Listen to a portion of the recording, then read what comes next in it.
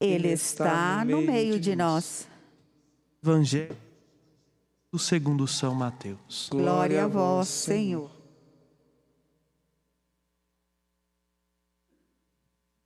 Naquele tempo, os fariseus saíram e fizeram um plano para matar Jesus. Ao saber disso, Jesus retirou-se dali. Grandes multidões o seguiram, e ele curou a todos. E ordenou-lhes que não dissesse quem ele era, para se cumprir o que foi dito pelo profeta Isaías. Eis o meu servo que escolhi, meu amado, no qual coloco minha afeição. Porei sobre ele o meu espírito, e ele anunciará às nações o direito. Ele não discutirá nem gritará, e ninguém ouvirá a sua voz nas praças. Não quebrará um caniço rachado, nem apagará o pavio que ainda fumega, até que faça triunfar o direito. Em seu nome, as nações depositarão sua esperança. Palavra da salvação. Glória a vós, Senhor. Vocês que aqui estão presentes, pode, por gentileza, se assentar. Amados irmãos e irmãs, hoje, neste sábado, 17 de julho, nós celebramos a memória de bem-aventurado Inácio de Azevedo e seus 39 companheiros, que são chamados de mártires do Brasil. Inácio de Azevedo era um jovem de família rica, tinha muitos bens, mas aos 22 anos de idade renunciou aos bens da família, dedicando a uma vida austera, simples e consagrando-se ao Senhor, ingressando na companhia de Jesus, onde cursou filosofia, teologia, ordenou-se padre, foi responsável pela formação de novos missionários em Portugal e aos 40 anos de idade desembarcou nas terras brasileiras para evangelizar, para tornar o nome de nosso Senhor Jesus Cristo conhecido e amado nesse novo continente recém-descoberto. E assim, então, ele começou evangelizando no norte da Bahia, depois foi subindo o nordeste afora e percebeu que esta terra precisava de mais pessoas para proclamar a força do Evangelho. Foi quando decidiu voltar para Portugal para recrutar novos missionários para evangelizar as terras brasileiras. Chegando em Portugal, ele dedicou 6 dias inteiros a um profundo silêncio e a oração, para que pudesse preparar-se espiritualmente para a missão que a igreja lhe pedia de ser sinal de Deus aqui no Brasil. E o seu testemunho impactou a vida de outros jovens, ao ponto de que 39 estiveram dispostos a vir junto com ele para o Brasil. No entanto, eles embarcaram num navio em Portugal, rumo ao Brasil, mas chegando nas Ilhas Canárias, eles foram surpreendidos nas ilhas, não propriamente, mas próximo às Ilhas Canárias, por navios piratas. Os piratas tomaram o navio onde Inácio de Azevedo estava, junto com seus companheiros e os mercadores, porque era um grande navio. Roubou os bens daqueles que portavam, deixou os outros seguirem viagem, mas como o navio era comandado por calvinistas franceses, extremamente ferrenhos por causa da reforma calvinista e a Inquisição calvinista, que também perseguiu muitos cristãos e não cristãos, não deixaram que o padre e seus companheiros seguissem viagem. Em esse dia, foi 15 de julho de 17 de julho de 1564, quando o padre Inácio de Azevedo foi degolado e os seus outros 39 companheiros também foram mortos e atirados no mar. Morreram por crer em Jesus. Morreram por ser padres religiosos e missionários. Morreram por ser de Deus. É um pouco o que o evangelista de hoje, Mateus, nos apresenta na primeira leitura. O evangelho começa com uma frase interessante. Naquele tempo, os fariseus saíram e fizeram um plano para matar Jesus. Jesus incomoda. Jesus faz com que as pessoas que não estão dispostas a acolher a sua mensagem não se arrependam e ainda se tornem ainda mais duras de coração. Não porque Jesus assim o faz, mas quando a luz é muito grande, o nosso olhar acostumado com a escuridão dói. Jesus é pedra, seja de edificação para aqueles que querem construir a sua vida nele, mas ao mesmo tempo é pedra de tropeço para aqueles que querem viver uma vida fingindo que não conhece a Jesus. Por isso, não só naquela época, mas ainda hoje, tanta gente faz planos de matar Jesus. Às vezes, nós mesmos planejamos assim no nosso coração. Porque tem hora que ser de Cristo é abrir mão de certas coisas que nos custam muito. E muitas vezes, inconscientemente, nós até pensamos assim: seria melhor não tivesse conhecido a força do Evangelho, porque eu poderia fazer o que eu bem quero, eu poderia viver de um jeito desregrado, mas agora Jesus apareceu.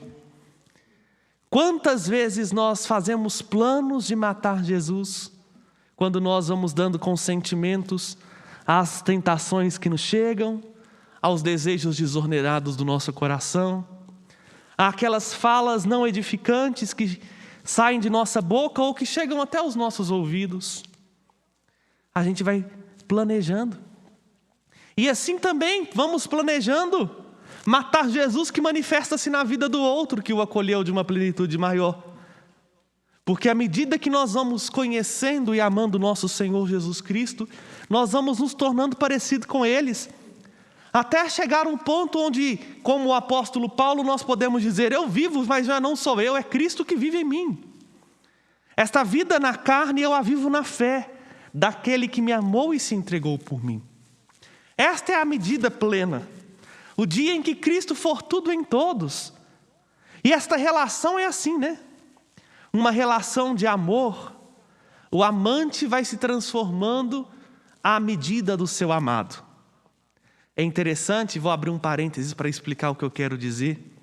Tem casais que convivem tão intimamente de coração que até jeitos físicos, manias, vão pegando um do outro.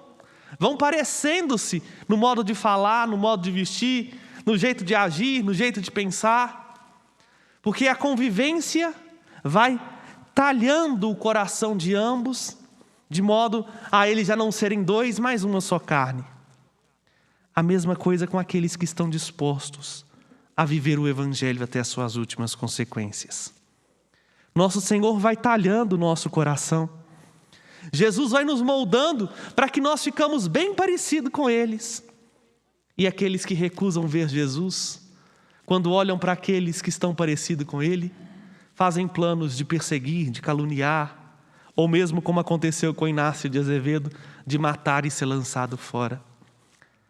Mal sabem eles que o Evangelho é uma força viva. Mal sabe ele que o sangue dos mártires é semente de novos cristãos.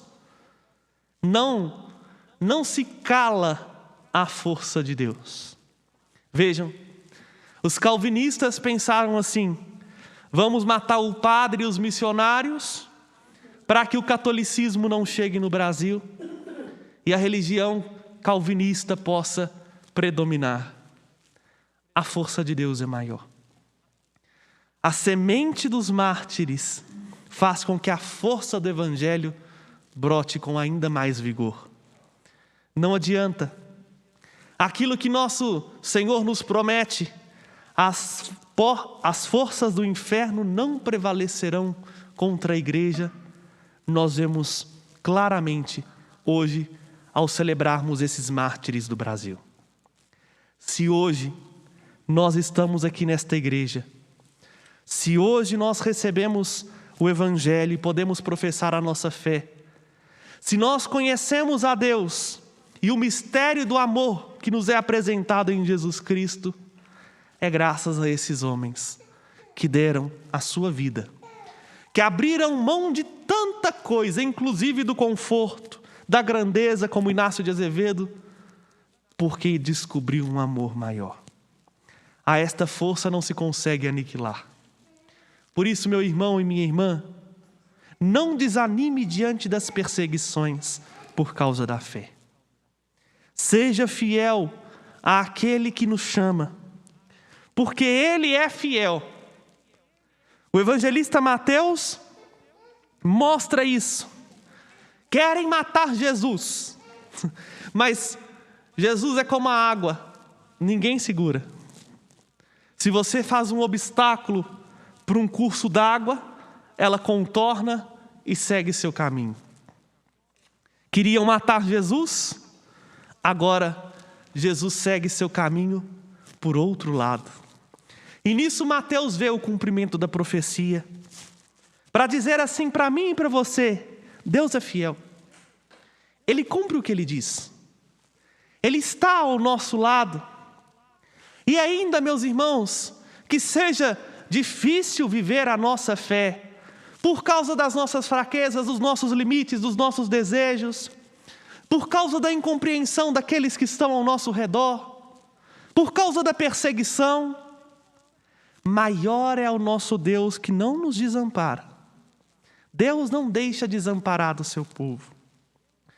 Por mais difícil que seja viver a fé, Deus é fiel. E a fidelidade dele nos sustenta para perceber aquilo que também São Paulo diz: nem a dor, nem a morte, nem a altura, nem os abismos, nem os anjos, nem os demônios, nem os homens, nem mesmo a perseguição pode nos apartar, pode nos separar do amor de Deus. A única coisa que nos separa desse amor é a nossa vontade de separar dele. Mas se quisermos, Ele está pronto para nos auxiliar. Insisto e repito, não significa que não teremos adversidades, não significa que será fácil, significa que Ele está conosco. E se Ele está conosco é o bastante. Termino de novo lembrando o apóstolo Paulo. Quando Paulo, atormentado por um espinho na carne que ninguém sabe o que é, mas que era uma tentação muito grande e um incômodo extremamente desconfortável, e pediu a Deus que Deus tirasse isso dele, Deus lhe respondeu: basta-te a minha graça. Se nós fôssemos olhar, meus irmãos e irmãs, humanamente falando, Inácio de Azevedo não teria condições sequer de ser mártir. Porque a nossa natureza humana, quando a nossa vida dá em risco, a gente mente até para viver. Mas porque a graça de Deus é fiel e não desampara, Inácio de Azevedo preferiu perder a vida para este mundo do que perder a alegria da união com Deus. Oxalá tenhamos a têmpera dos mártires. E que o sangue desses homens que regou a pregação do Evangelho que chegou até nós, sirva para nós de modelo e exemplo do sangue do Cordeiro do qual nós temos a salvação, e nos ajude a também nós, a não desanimarmos do testemunho que precisamos de dar de nossa fé, mas sermos fiéis àquele que é fiel, cumpre a sua palavra e sempre está disposto a contornar as adversidades para salvar a mim, a nós e aqueles que precisam mais e mais do seu amor. Louvado seja nosso Senhor Jesus Cristo. Para sempre seja louvado. Fiquemos de pé e apresentemos confiantes ao Senhor nosso Deus